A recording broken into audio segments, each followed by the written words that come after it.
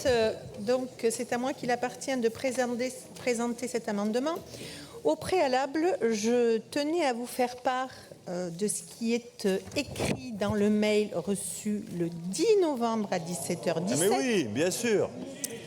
Pour plus de précision, alors moi je suis très heureuse que certains ou certaines s'émeuvent de certains propos, mais enfin quand on nous écrit qu'il y a débat sur la délibération avec intervention sans limite de temps de parole pour les élus, j'aimerais bien qu'on s'émeuve tous ensemble quand nous nous faisons interrompre de manière virulente. Donc ceci étant dit, mais c'est effectivement le président qui décide des règles du jeu en assemblée. Donc voilà. Il faudrait quand même s'organiser un peu mieux, parce que nous, quand on reçoit ce type d'éléments, on est en droit de penser qu'on peut intervenir selon ce qui est porté à notre connaissance et non pas selon ce qui va sortir de la tête du président le jour J à l'heure H. Ça, c'est jamais prévisible. Voilà, c'est assez imprévisible.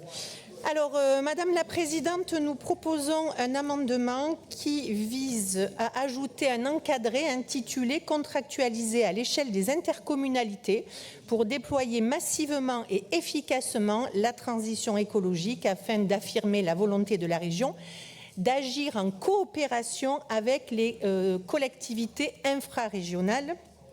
Donc l'objectif étant ici de coordonner et d'articuler efficacement l'action des EPCI qui ont mis en œuvre des plans climat, air, énergie, territoire et des CRTE également pour une politique environnementale planifiée, coordonnée et surtout plus efficace sur les territoires. Parce que l'objectif est bien celui-là et cela éviterait aussi les postures qui consistent à affirmer de manière verticale qu'il y aura, et ça nous a un petit peu ému lors de la présentation par notre collègue Guillaume Rioux, qui consiste à dire qu'il y aura des territoires néo-terra, selon quels critères, on ne sait pas.